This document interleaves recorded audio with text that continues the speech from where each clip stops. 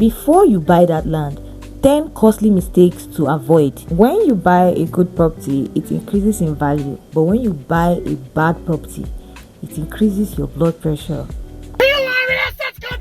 Buying a property can be one of the best financial decisions you make, but it can also be the worst if you're not careful, because there's a lot of things that can go wrong with property purchase, especially in Nigeria. There are many current cases of people buying properties that were repossessed by the government, and you might have also heard about the demolitions in Lagos. It's very sad for the people affected, but it's avoidable. So here's a detailed step-by-step guide on how to buy properties safely in Nigeria. Here are 10 costly mistakes to avoid.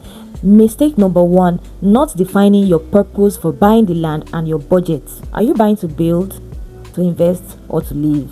Know your budget, including fees, development costs, and tax. Mistake number 2, not having a physical site inspection. Get a registered surveyor to chart the land and confirm the boundaries. Visit the site yourself. Look for signs of encroachment or existing occupation. You have to know where the land is and see it for yourself, and see whether they've written something like "not for sale, beware of fraudsters." They usually do that in some places. This is something I knew growing up as a child, because some people are now buying properties without actually inspecting the property that they're buying. Mistake number 3, not verifying ownership documents. Ask for the original title documents. This can be deed of assignment, certificate of occupancy, it can be gazette, it can be governor's consent, it can be excision. Ask for the original title document.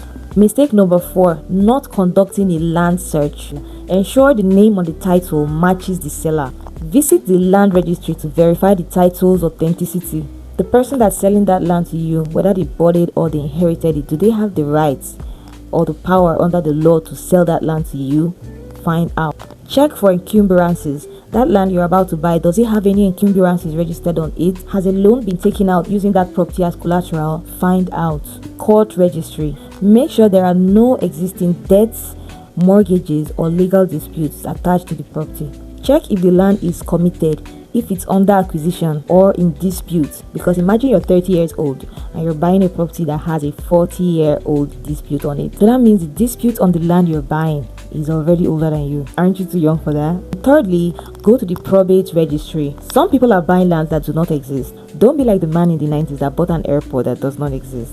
Mistake number 5, not confirming zoning and land use. Ensure the property is approved for your intended use, whether it's commercial or residential or agricultural or mixed land use. Find out. Some people buy lands that are zoned for residential purposes and they buy it for commercial, and they tell you that don't worry, you can do it there, and you just buy it. Without checking this, you could find yourself in big problem. Knowing the legitimacy of the land is not enough. You also have to confirm what the land is approved for. So you also have to check that the land is approved for your intended use. If you want to use it for commercial purposes or residential purposes or agricultural purposes, you have to make sure that it's approved for that use that you're buying it for, because some lands are approved for specifically and only commercial purposes. Some are residential, some are agricultural. If you're buying a commercial land for residential purposes, you're going to have a problem.